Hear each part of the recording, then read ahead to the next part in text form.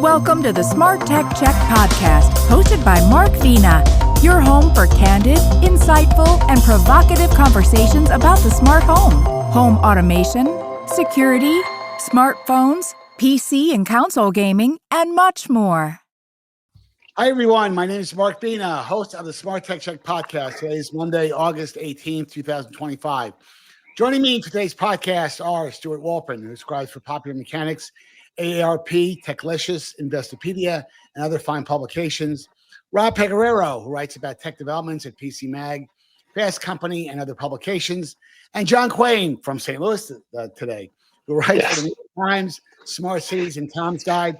Guys, how are you in this nice, warm August summer? John, you were just saying before we began the podcast, you're sweating in St. Louis. Yeah, it's been a heat advisory for 3-4 days now, and it's humidity. You know, they tell you, oh, we've got humidity, and I'm like, we have humidity in New York, we have humidity other places. No, it's really different. It's pretty intense here, I have to say. I admit it. It's pretty intense. You're talking to a guy who, when I worked for Compaq, I was in Houston for 10 years. Is St. Louis worse than Houston? Yeah, because it's kind of dry in Houston. I'm from Texas. It's kind of dry. It's penetrating, but it's still kind of dry. This is like heavy on you, and then they add the humidity. It's like, oh, it's awful. Try Key West in July and August. Oh no. No, that's melting weather. But you know, so it didn't bother Ernest Hemingway. He was out on the water. He had a cold one in his hand all the time too. Come on. Self-medicating. Well, we've got some fun topics to tee up here. Let me bring it up. About a week ago, and I'm going to start with Stewart on this. Intel in general, they've had a lot of problems, a lot of issues on a variety of different fronts. What happened last week was, quasi-humorous. Trump decided to make a social media statement that the U.S. government should take a stake in Intel. Now, this is over. Obviously, there's a desire, I believe, to see if we can keep Intel viable in their foundry business, which, again, their foundry business has not been a viable operation for them. Their new CEO, LBT, has been trying to, he just started with the company a few months ago, so hard to tell him that he's been a failure at it because he's only been with the company for so many months. But there's been some revelations to a degree that when he was at Cadence, apparently there was some hanky-panky that going on over there in terms of Cadence selling chips to China when he was CEO there.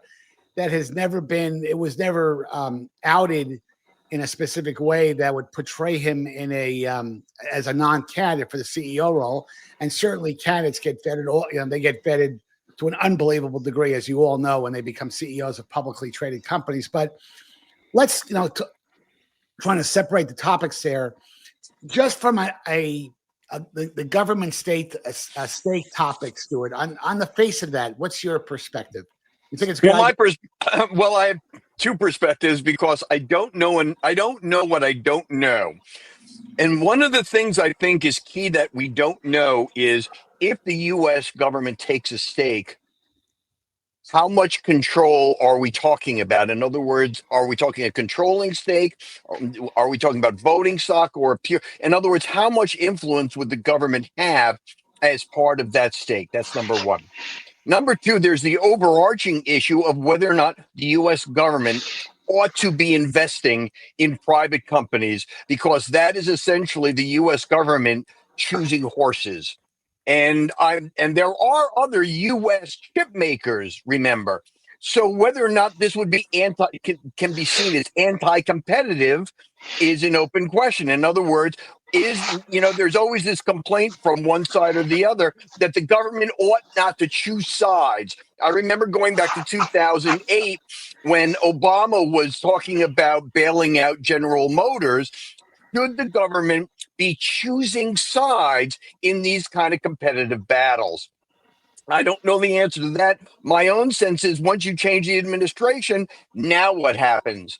So there are all of these open questions as to what this portends from a bird's eye view as to whether or not the government ought to be taking stake in private companies. The third point is that there have been huge complaints from American companies that in Asia, both Japan and China, you have a great deal of government support for these private companies, which give Asian companies a huge leg up in global competition. So is this an attempt by the U.S. government to sort of equalize the kinds of support that Asian countries give their private companies? Or again, should the U.S. government be choosing sides? So I think there's this whole bunch of open questions about what kind of control the U.S. government would have, whether it's the right thing to do by picking sides, and whether or not, from a competitive U.S. security point of view, that the U.S. government should be taking a more active hand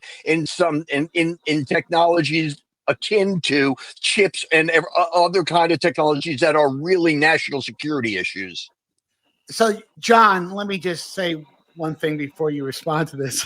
I mean, in a Trump era, whether you have, if the United States government had a 5% stake or a 55% stake, they're reporting up to Donald Trump. And I'm not sure, frankly, I think Stuart's making a very valid point. If this is a rational situation from, okay, they have 5-10% ownership, but the management team still runs the company. I still think that's very much a question. But I want to drill down a little bit, and I suspect I know what you're going to say, but I'll let you say it. Is it really good practice for the U.S. government to be placing bets? I mean, I felt like, my classic. You're the guy in Vegas. You tell us. Thank you for that observation, Rob. But here's the situation. I mean, our memories go back as far as when Lee Iacocca was with Chrysler, and there was a big, and I think that I want to say, I got to do some searching later on this, but I want to say that Chrysler was asking for like $5 billion. It wasn't like an enormous amount, but enough to bail them out, and they eventually got the money. Chrysler stayed viable and the company stayed in business, but that was being done not for national security reasons. It was being done for, we got tens of thousands of people might lose their job. Angle, actually, right. Chrysler was building the M1 tank. They had a role in that. What was that cited as one of the chief issues? I think that was part of. I mean, this is me going back a ways here. I was a much younger person then, but yeah, Chrysler Defense. There was a NatSec part of the argument. Okay, well, it was. I'll clean up my statement saying that I believe that the majority part of the rationale was jobs, although it seems that there might have been a minor. M1 Abrams tank was an important tank, so I'm not going to dismiss that. But let me just, John, let me get your perspective and what's your take. Well, I do think there's a difference between lending you a bunch of money at 0% interest or something like that and buying a chunk of your company, and I think that's a significant difference. And it's not, with the automotive industry, when the bottom dropped out and nobody was buying vehicles, they were making very good vehicles and had all this manufacturing capacity, but people just literally stopped. And so a loan like that made sense, which they paid off. Business is booming, despite the crazy tariffs and stuff, it's still actually pretty solid. Buying into the company and into a company that you don't really understand, it's kind of a Warren Buffett thing. Like, I don't buy into companies I don't understand.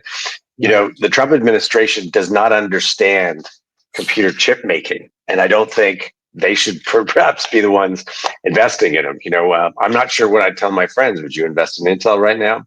I don't know. Was that 12 or 14? But the stock jumped 20% when Trump made this. So it just seems like it's not so much picking a winner as so much as, should they have tax breaks? Yes, the Biden administration was doing all this stuff, and now what the Trump administration wants to do is take that $7-point-something billion and actually buy stock in Intel, which doesn't seem to help at all. It seems like the exact opposite. It's not helping them build a fab plant. It's not helping them get people trained to work in a fab plant and all of the stuff that needs to actually happen. So I don't see how it helps anybody, maybe pump up the stock a little bit, but I don't see what the benefit is. But I get Stuart's point too. It's absolutely true that other countries support industries like this in a way that the United States often doesn't sometimes. But the national security argument, gee, everything's national security, solar infrastructure, abattoirs, all that stuff seems like national security issues. So I'm not sure that really works. And then there's the whole NVIDIA thing, which is that the model? Oh, pay me if you want to sell chips to China. Yeah. It's just like, what? Very confused. Yeah. So Rob, I mean, from my perspective, John is right. Every time a company's in trouble, they invoke, hey, there's national security reasons. That's why we need to stick around. You got to help us out. Right. But let's face it though. We all knew that once this administration came in, the CHIPS Act, which was a lifeline, frankly, to Intel from a foundry business standpoint, and they were depending on that money. It was a big chunk. And right now, the foundry business at Intel is losing money.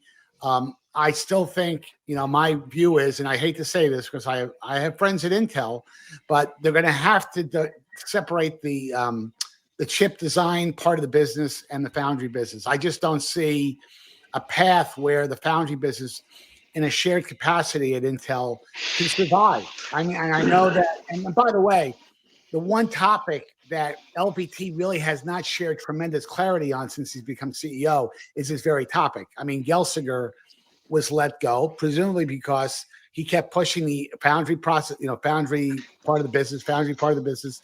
And you think you'd bring a new CEO in, okay, here's our new priorities, but you really haven't heard that clarity yet. In fact, if anything, he's kind of can kind of confirm that Intel wants to be in the foundry business. So, Rob, could you make some sense of this for us? No. This is yet another instance of the many in which watching this administration go to work and knowing what Republicans used to stand for has me feeling like I'm taking crazy pills. We have the guys who are supposed to be against crony capitalism, who don't want the government picking winners and losers, are now doing exactly that. And yes, there are definitely, it's not always a level playing field. There's all sorts of interesting topography to it, but I do not trust this administration to navigate trade policy with any skill, given how incoherent the entire tariff scheme has been so far. So Intel may need help, but I don't think this administration is capable of doing it, especially since we already have the Chips and Science Act, which is supposed to help support semiconductor manufacture in the U.S. Trump has spent a lot of time saying it sucks and we should get rid of it, but I guess now he wants to take some money out of it to take a stake in Intel. And I don't see anything good coming from this. John, do you want to say something, John? Yeah, no, maybe we should get a stake in SpaceX. If that were the deal, okay. Since we're giving them all these contracts, we know we can that's a self-perpetuating thing, right? We're giving more contracts, the stock's going to go up, Anyway. Everyone who's listening to this podcast, I cannot have a podcast without John Quain leveraging Elon Musk's name and reputation into the podcast. Oh my God. Let me give you the last word on this, and then we'll hit the next topic. Well, I'm sorry that you picked on me. Life is tough. Yes, it is. I think the whole issue is what Rob was saying is, what purpose does this serve? If the government is not going to have control over it, then what's the point? And if the government does have control of it, the current government doesn't know what it's doing. And in 3 years, you may have an administrative change. And what does that mean? You can't run a company where you don't have any consistency at the top level, which is what Intel has been looking for several years now. It's consistency in policy. You just can't keep changing and shifting your long-term policy every 2 or 3 years. It just makes no sense whatsoever. No, I get all that, but in the Trump era, good, better, or different, and you guys all would think it was bad. There's no good or indifferent. I think the perspective is here's a guy. There has to be a motive behind it. I don't really think the motive was, hey, you know what? I want my team to look at what an investment in Intel would look like. I think this is all about putting pressure on LBT to either abandon the foundry plans, maybe hey, you got to sell the business off. Someone, Intel proper cannot own the foundry business. I really think that's part of the motive, and the fact that LPT is Chinese, And you've I got was just going to bring that up, that you cannot eliminate the possibility of a lot of racism going on here. yeah. Or I would say And he's glorified not Chinese, American he's not citizenship. Chinese. He is American. He's been Yes. here for 40 Well, years. I agree, and I agree with you. And I'll be the first thing. I mean, he's a tough guy to pick on because he is an American citizen. He does love this Yep. country.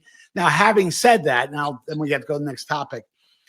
If they know, remember this Justice Department that Trump has right now, this is not a Justice Department that kind of papers over things. And I'm just going to say this, maybe a bit controversial. If the Intel board was aware while he was CEO at Cadence that he was aware and there was some skullduggery that went on in terms of these payouts, that would be an entirely different ballgame. Alleged. So I'm not prepared to say that yet because no one's produced any information, any facts around that.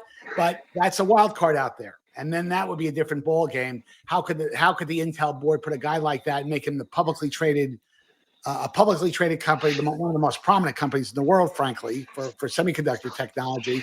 But I don't want to go there yet until we see some facts. So, and it still has nothing to do whether or not the U.S. government takes a stake in it or not. Yeah, right. But there's something behind this. There's some other smoke behind it.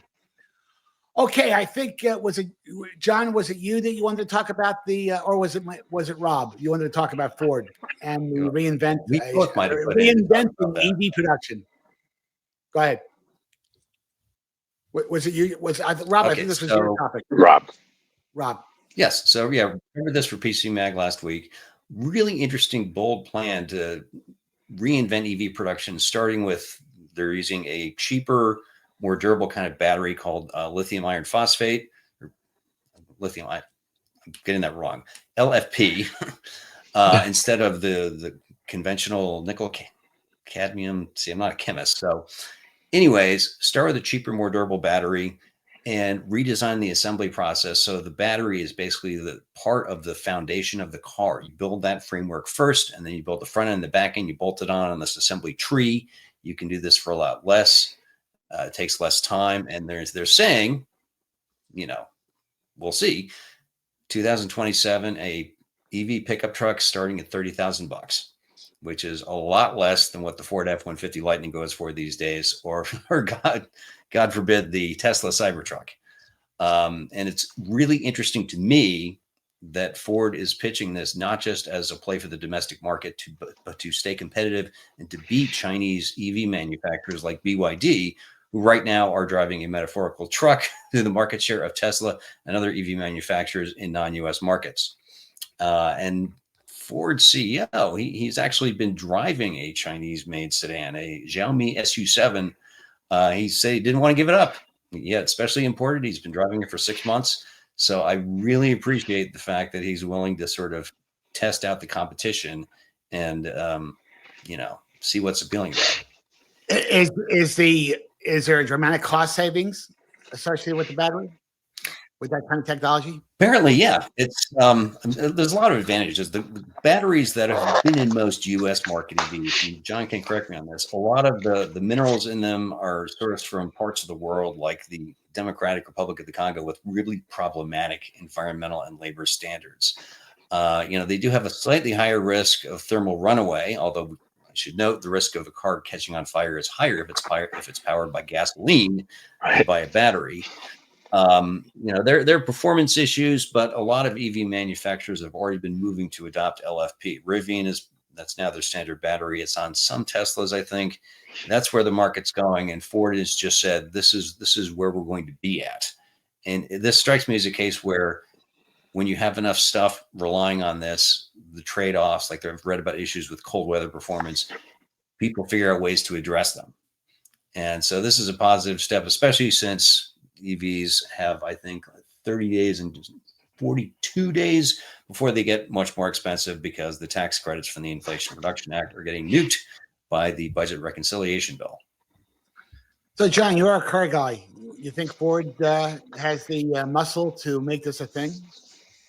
They could. I mean, I think It's interesting. They talked a lot about the design of the cars and this modular system where there would be basically three components that bring the car together at the end of the assembly line. I mean, that's kind of was the original idea. That's nothing new. That was the idea about 15 years ago, and skateboard designs for cars where basically the structure of the car is situated on the battery pack, and that provides the solid structure that for a lot of the chassis that's built around it. And that makes sense from all the physics of it and handling of the car and a lot of other reasons why you'd want to do that. And it does make it flexible in that you can basically build a sedan off it and kind of a compact SUV off of it and maintain that same core structure for this. They're talking about advancing those, technologies even further. And there are lots of things in robotics where if you go in an assembly plant, there's a lot of people still putting those vehicles together. The robots are doing the spot welds, the robots are doing lifting, the chassis, they're doing lots of it, but there's still an awful lot of human labor involved in that. And so there are some advances in robotics that are coming along as well that will change some of that. As for the battery technology, I don't think lithium ion is the winner yet. I mean, it's not clear which battery technology will be the winner. It does look like you get as many charges out of it without reduction, and it does look like you will get more energy like into the per mass, so you would get more distance in theory out of these batteries, a little bit more. But it's not a clear winner yet, but it is showing that things are improving, and it's kind of demonstrating that no matter what people or governments basically do now, we're on an electric path. That's where things are going. Performance-wise, cost-wise, just it's so many different ways, technology-wise. There's really no competition, between a combustion engine and an electric vehicle these days. So we're going that way, even though, yes, I have a V8 in a sports car. Love it. Not giving it up, but man, it's over. So the question I have for Stewart is, battery technology is evolving. It's not like the old days when you had to buy a car. It was a fairly straightforward type of decision.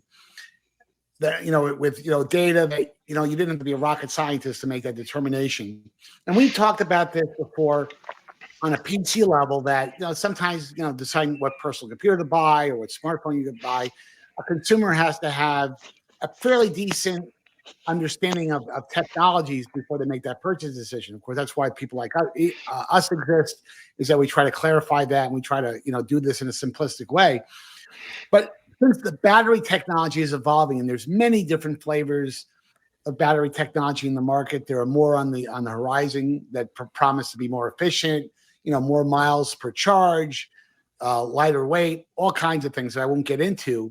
But what kind of challenges that cause for the car manufacturers, the EV manufacturers, to articulate that in a way that the average customer can understand, what the hell what factors they should be deciding on.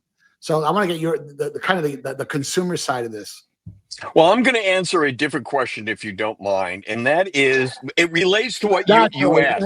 No TV crick. It relates to what you're talking about.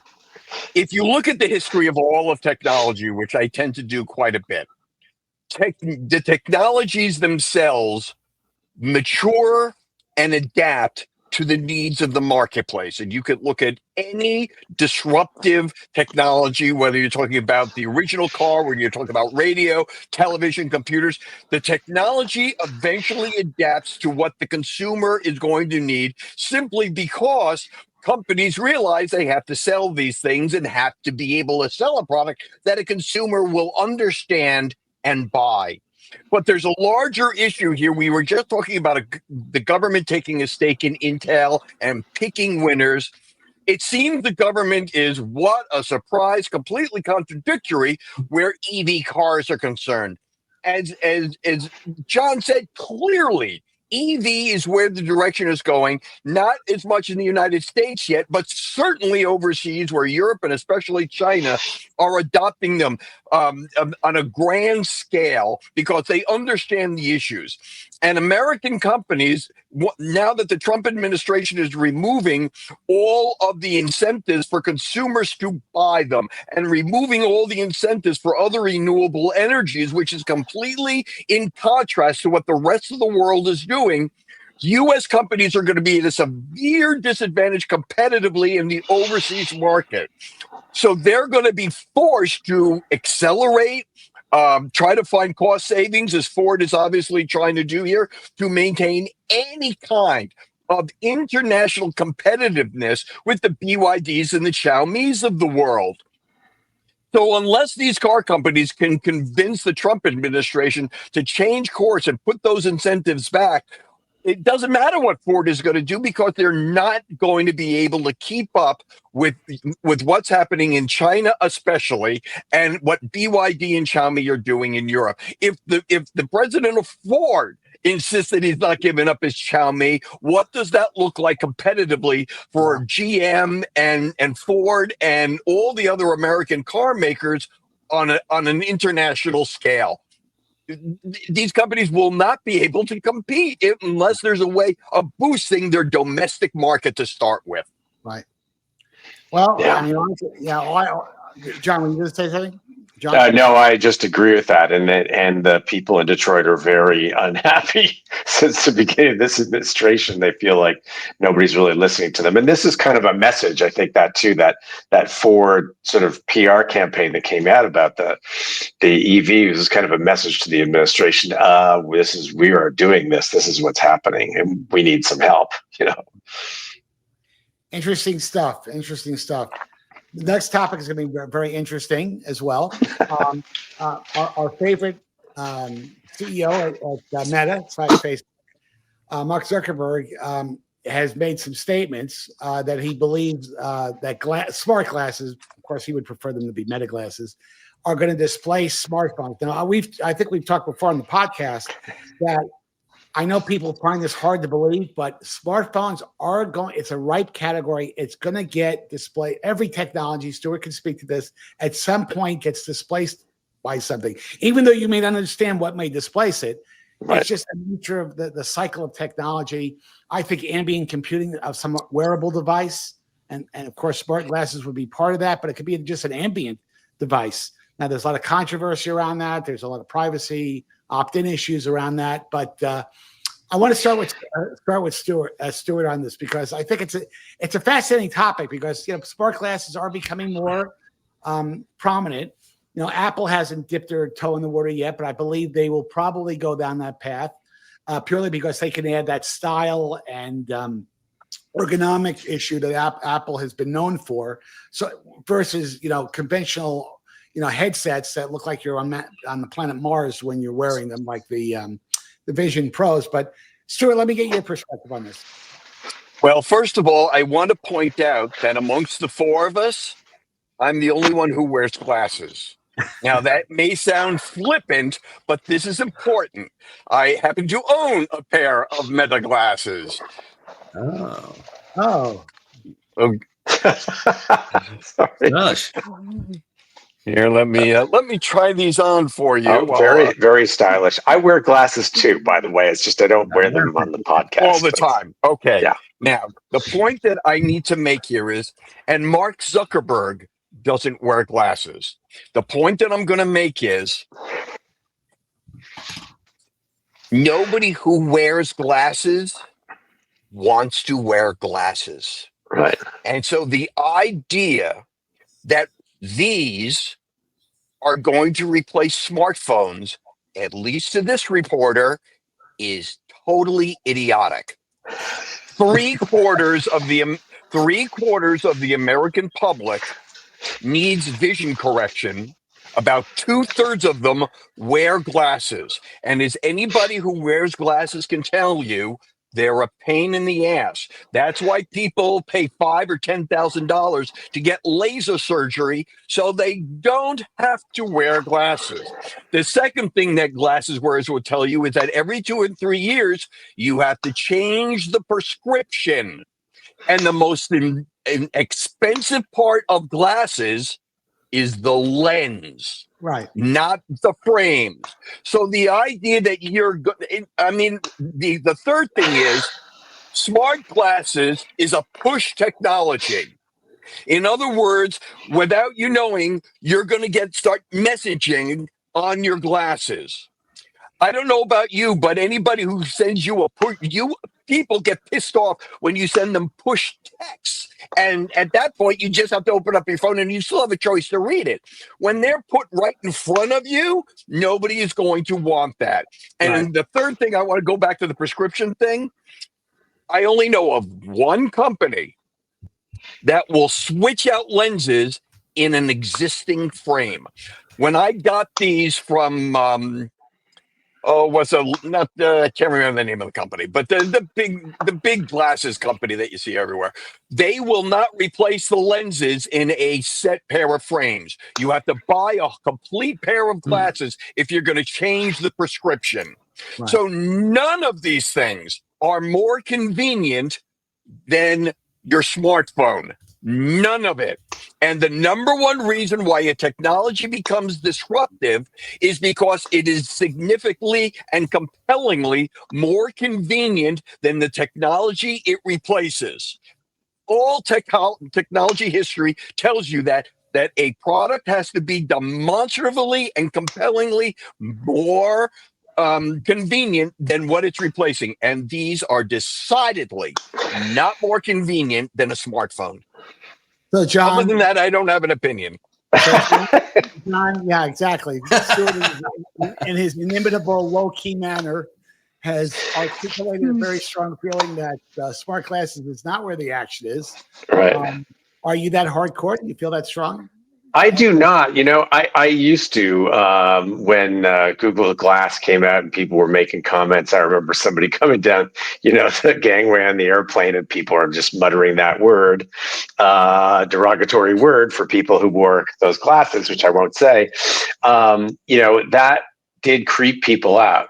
But fast forward to now, and there are cameras everywhere.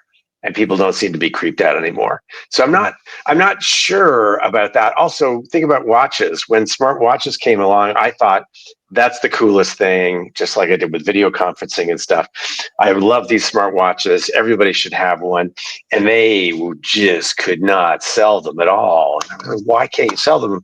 And because these young people, the other generations, they don't wear a watch, period, the end. So getting to put this thing on now is like, you've got to make this case. And to Stewart's point, if you don't have to wear glasses, making the case that you should put these things on your face, that when you perspire and they fog up and they do, it's a pain in the neck. So you've got to have a very compelling case. On the other hand, maybe there is, habits change, practices change, acceptance of different levels of privacy have changed. So maybe glasses will be like a halfway mark. It's difficult to see the ambient computing point. It's fine in an urban environment. It's not if you're out just walking around, where you're not imbued with Wi-Fi every 5 seconds. I still like the little human thing. Wish that had worked, but people didn't go for that either. So Robert, let me. What John was saying about smart watches, if the smartphone experience was that ripe for disruption, smart watches should have done it already. They cost under $500. They're not difficult to wear. You don't have to worry about losing them or anything. So yes, I do not see the appeal of that. And second of all, this is Mark Zuckerberg we're talking about. How many tens of billions of dollars did he light on fire to make the metaverse not happen? His record as a technology forecaster is terrible. And if it were any other company, the board would have been like, stop. But this is Facebook. Sorry, Meta. They can't because he has control of the voting shares. So yeah, this is dumb. It's another pipe dream from Zuckerberg. It makes me think that the more time I see this guy going off about super intelligence, the more I think the whole notion of AGI is a bust waiting to happen. Because this guy is just the kiss of death for technologies. So no, absolutely not. Yeah, but we're all skirting around the fact that I know Stewart feels this way because he's a student of history, technology history, and baseball history, and other topics. But the smartphone time, I'm convinced that within 5 years from now, which is not a long time in technology history, there will be some type of other device that displaces this. Now, it may be, by the way, a combination of devices. It may be a combination of the smartwatch, because I think Rob made a good point. You walk around with a smartwatch. It has a display, a fairly decent sized display, because the challenge with smartphones is people like to have some type of visual capability from an interface standpoint. And if you pair that, and I'm not going to take them out of the case because it may pair with my computer, but I've been using these Bose, really an incredible. I'm using them right now. Actually, they're on my ear. They're really cool because they're not your typical in your ear AirPods that fall out of my ear all the time. They actually wrap around your earlobe. And now they're open ear, meaning that you do hear ambient noise, which is probably not a bad thing if you're walking around in traffic. But I think that if you pair this with a smartwatch, then you ask yourself the question: do you really need? Because you could put there are cellular radios already in smartphones, smartwatches. I think that might be an interesting combination. But I think something is going to go that way. You realize Apple already does that with the Apple Watch and AirPods. Yeah. So but they're already paired. But you need to get that. AI, I think, is the other thing that these people are thinking. If I can make it that compact, or watch some of my younger relatives, and they just talk to their phone like they're talking to me, and they're actually talking to ChatGPT, right? So if you could see the jump that could be made. Just like you said, take the phone out of the equation. It doesn't need to be sitting in the middle right there. And then you just be voice interacting with it.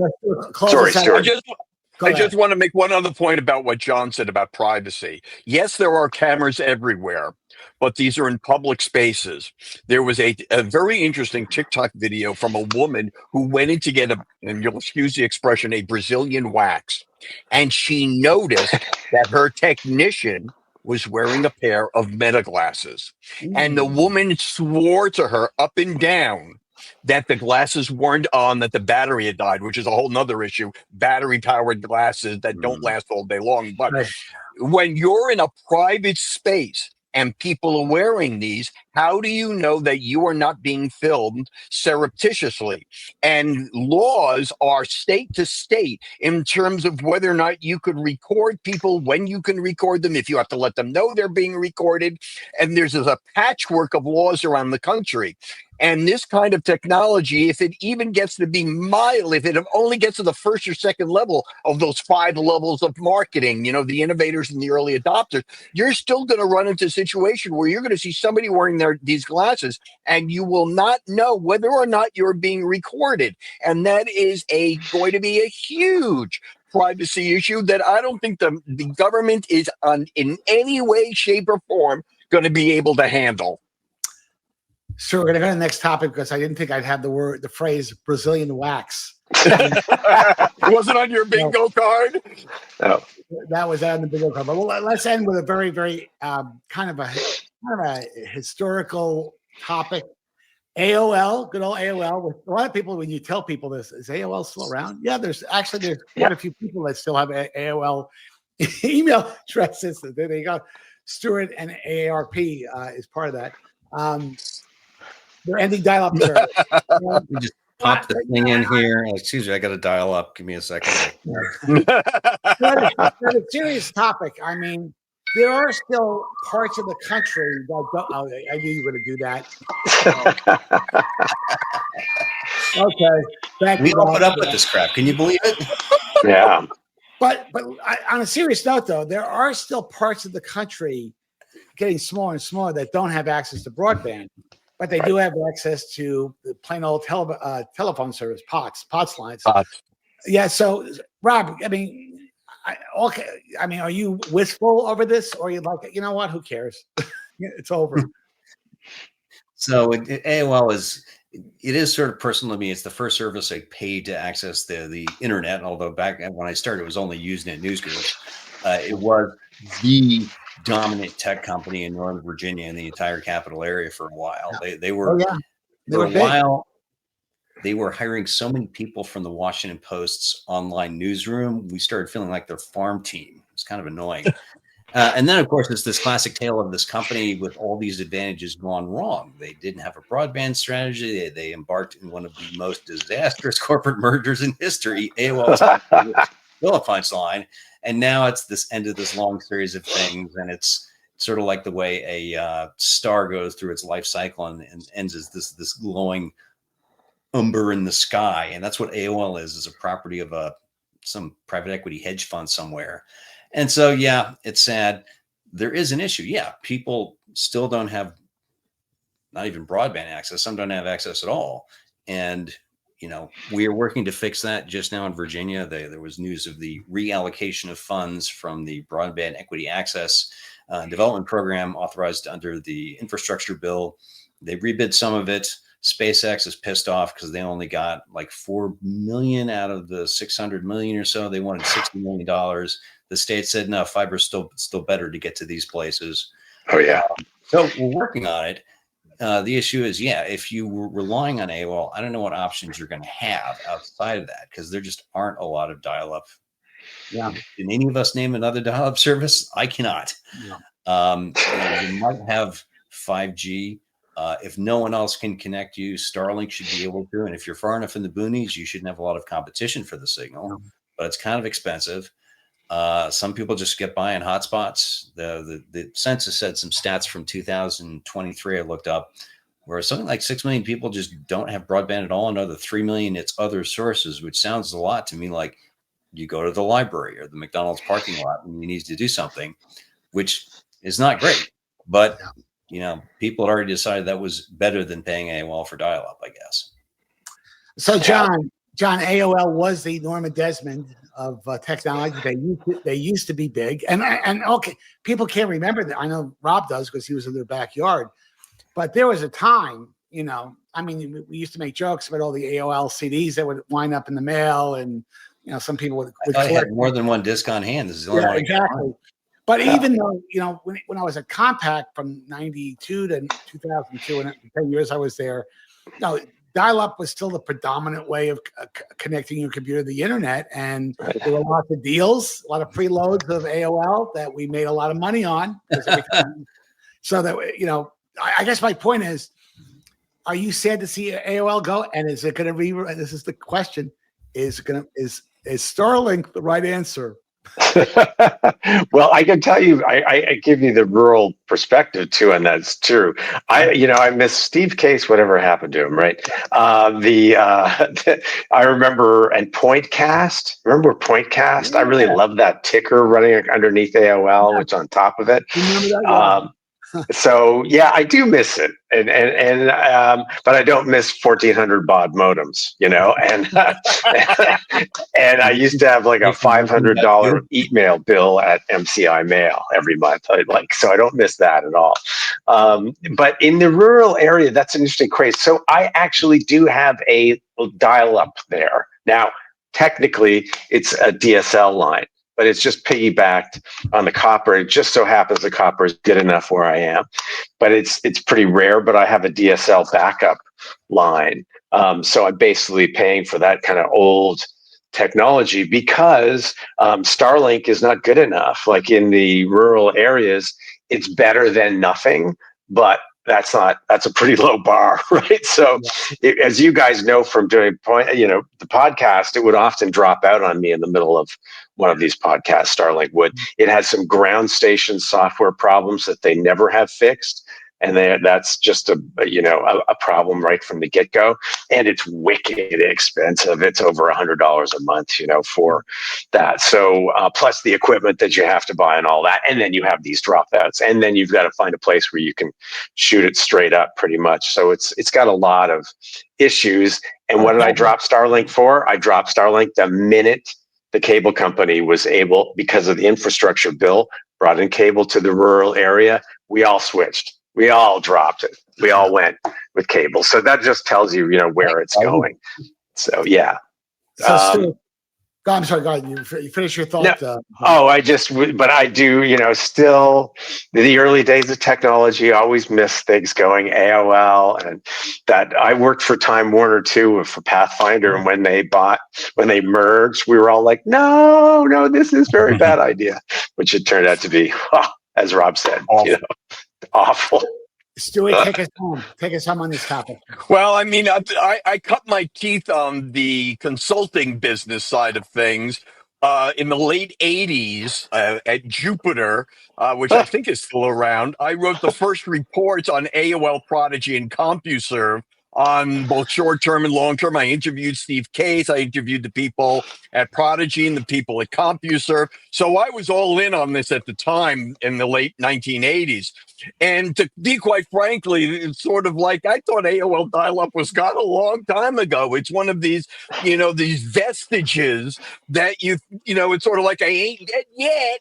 Or reports of my demise are a little premature, as Mark Twain said. I thought it was gone already, so I didn't even realize there was still an AOL dial-up service. I thought they had already moved on to other business models to make their money. So the fact that it is now officially going away, I mean, it sent me back in time when I was writing, book length reports on these companies. Was it Another Lifetime, one of Toil and Blood, for you Dylan fans out there. It's just, to me, one of the vestiges of a bygone era, as crystal kit radios were in the pre-war, after World War II, that sort of thing, or videotape is now. Yeah. Even though we still say when we see things, oh, we're going to videotape that. I'm sorry, it's a smartphone. There's no tape involved, and we still call it dial-up. Who's dialing anymore? Well, Stuart, only crystal kit radios. Why don't we bring up Radio Shack and free batteries? Right. Prodigy. Oh my God, Prodigy. I thought of that. I miss Radio Shack so badly. Right. Well, we'll see if we can. Radio Shack has come back. They're now a kind of an online brand, but actually try to reach out to them and find out, because now it's just a brand. I don't believe it's associated with the original Radio Shack at all. No. And they just bought the brand. Yeah. Well, guys, listen, that's about all the time we have today. Thanks for being so generous with each of you for all your time. For our listening audience, thanks for making the SmartTechCheck podcast part of your day or commute. Please make sure that you use these on-screen QR codes to subscribe to my SmartTech YouTube channel or follow me on X at Mark Being a Tech Guy. Guys, thanks again and have a great week. I'll do too.